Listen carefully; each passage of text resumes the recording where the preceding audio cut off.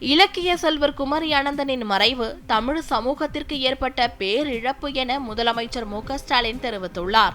அவர் வெளியிட்டுள்ள இரங்கல் செய்தியில், காங்கிரஸ் பேர் இயக்கத்தின் மூத்த தலைவரும் தமிழின் பால் பெரும்பற்று கொண்டவருமான குமரி அனந்தனின் மறைவு செய்தி அறிந்து மிகுந்த வேதனை அடைந்ததாக கூறியுள்ளார். தமிழே தன் மூச்சு என தமிழ் திருப்பணிக்காக வாழ்ந்திட்ட அவர் தனிமரம் தோப்பாகாது என்ற பழமொழியை மாற்றி அமைத்தவர் என புகழாரம் சூட்டியுள்ளார்.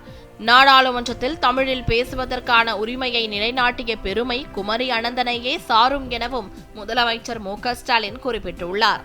அஇஅதிமுக பொதுச் செயலாளர் எடப்பாடி பழனிசாமி வெளியிட்டுள்ள இரங்கல் செய்தியில், மிகச்சிறந்த இலக்கியவாதியான குமரி அனந்தனின் மறைவு செய்தி கேட்டு மிகுந்த துயருற்றதாக கூறியுள்ளார். சொல்லொன்னா துயரில் வாடும் தமிழிசை சவுந்தரராஜனுக்கும் அவரது குடும்பத்தாருக்கும் ஆழ்ந்த இரங்கலை தெரிவித்துக் கொள்வதாக குறிப்பிட்டுள்ளார்.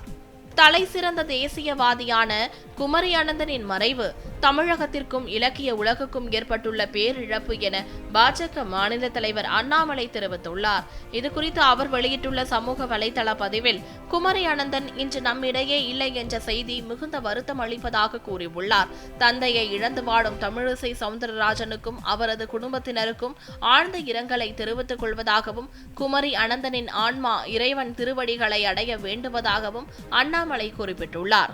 பாமக நிறுவனர் ராமதாஸ் வெளியிட்டுள்ள இரங்கல் செய்தியில், வாழ்நாள் முழுவதும் மக்கள் நலனுக்காகவும் தமிழகத்தின் நலனுக்காகவும் பாடுபட்டவர் குமரி அனந்தன் என புகழாரம் சூட்டியுள்ளார். ஆகச் சிறந்த தமிழ் பற்றாளரான குமரி அனந்தன் காலமானார் என்பதை அறிந்து அதிர்ச்சியும் வேதனையும் அடைந்ததாக தெரிவித்துள்ளார்.